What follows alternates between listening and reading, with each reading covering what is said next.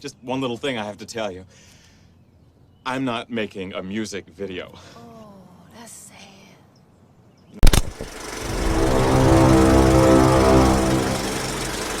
Check it out.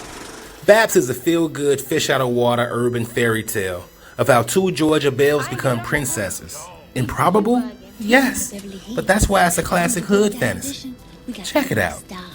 Two good-hearted females with unfulfilling jobs and unambitious boyfriends fantasize then pursue their dreams of entrepreneurship by opening a hair salon that serves food. But how, right? Like video vixens, they audition for a hip-hop video hoping to gain fame and fortune to finance these plans. But they're rejected because being sexy don't mean you know how to dance. But I ain't think so.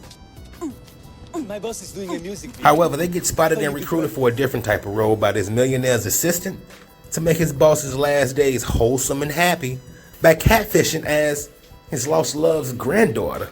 And if all goes well, they'll receive the money they need to start their business. Characters. Niecy. Niecy is played by Halle Berry, and she's just as funny as she is attractive in this movie. It's Niecy who wants to fly to LA to become this video vixen to get the bag. Mickey is Niecy's best friend and the funniest of the two. She's the other half of the restaurant salon. Mickey's a rider, but she can't swim.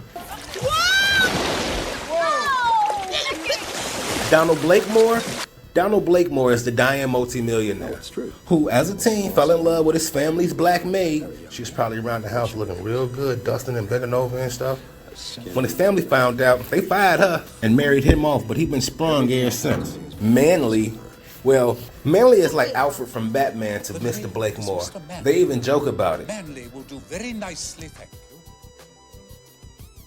Where's Alfred? At first, he wasn't even feeling the ladies in their hood ways, but then they grew on him. Oh, you right, girl. I see what you saying. Isaac Blakemore is the pompous, scheming nephew of Mr. Blakemore.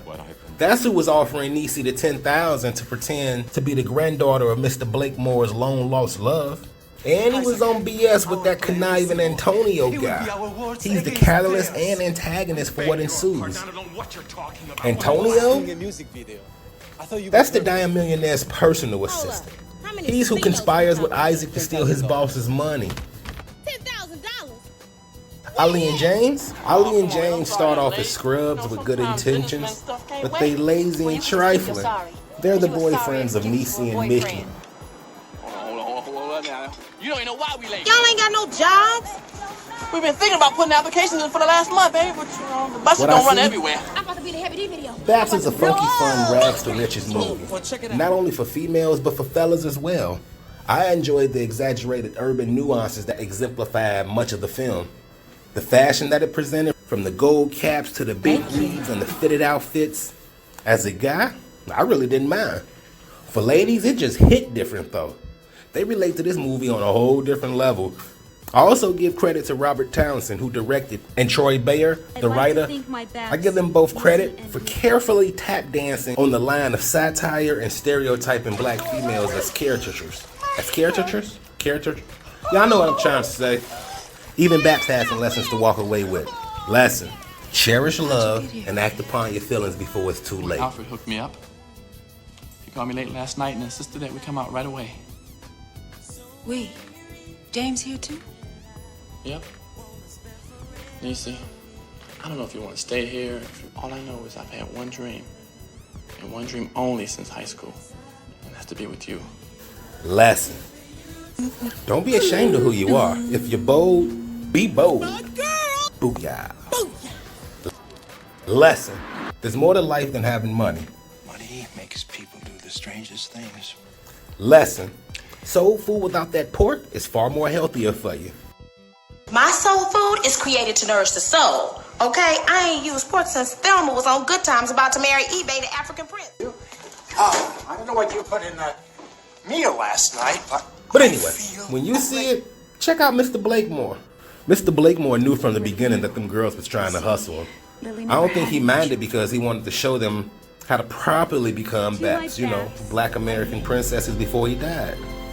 Yo, Mr. Blakemore's hating ass family basically wouldn't let him be with the woman he wanted because she was their help. Even more than that, because she was black. So as fate would have it, he's basically doing this to make sure that these females won't ever be in a position of the help, She was the housekeeper. like his lost love was. Her name was Lily. And while you got me talking, you see it's something about black woman energy. That white man was gonna die a lot sooner before they came around. Them and that porkless soul food gave that man life.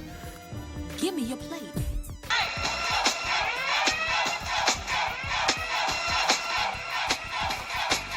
And now that I think about it, why did nobody raise an eyebrow when these two females are picked up off the street, offered a large sum of money to spend time with this old white man? That ain't seem kind of odd, but alright, good fantasy. I get it. In more than many ways, this was a fantasy. Transforming ghetto chic females into princesses would be a process, I imagine. That's why their honesty was tested, their integrity was tested. Check it out. Check it out. I'm gonna have to tell him that you and me been a part of this whole big lie. Even though they got free room and board, they didn't take the money that the nephew was offering with his trifling ass. Once they passed the test of honesty and integrity, the only thing left was to show them grace, which is perhaps why towards the end, they lose the big hair and gaudy nails. So in closing, B.a.p.s is a classic because it's a movie that allowed women to be as free and bold as they wish without judgment. It's not a serious movie. It's something you watch with a group of friends while you enjoying each other's company. Part of the fun of B.a.p.s is that it's comfortable with being an urban movie while making fun of hood tropes. Crashing our urban culture with that of Beverly Hills. To the uninitiated, these universally identified images can come across as offensive. However, for those that get it, it's silly and fun in the most endearing way. This movie is an overwhelmingly ghetto fabulous hood treasure and classic. With that being said, keep in mind this is a carefully crafted satire. So please don't leave thinking the message of this film was that black women can find health and happiness if they just wear a blonde wig and are nice to old white men.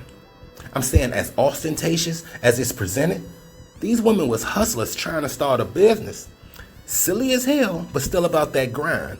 And even though they almost compromised their morals, they came through in the end. How can you not like this movie? Niecy and Mickey opened the business and named it after a black woman. Not to mention, this movie inspired so many fashion trends. In any case, whether you're a queen or aspiring B.a.p., or just a playboy like myself, I'm Fox. This is Check It Out. I hope you enjoy. Now go ahead, hit that like, share, and then subscribe so the big homie can survive. And as always, take care of yourself and choose wisely. But check it out. Did y'all know homegirl that played Mickey used to be a real DJ and she started off on Family Matters?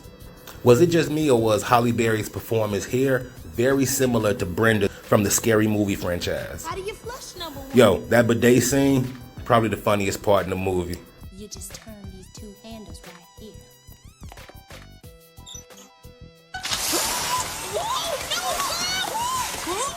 If you never heard of Freaknik, you probably wouldn't understand where the fashion came from. Yo, take care of yourself. And thank you everybody for watching. Straight up. I'm out.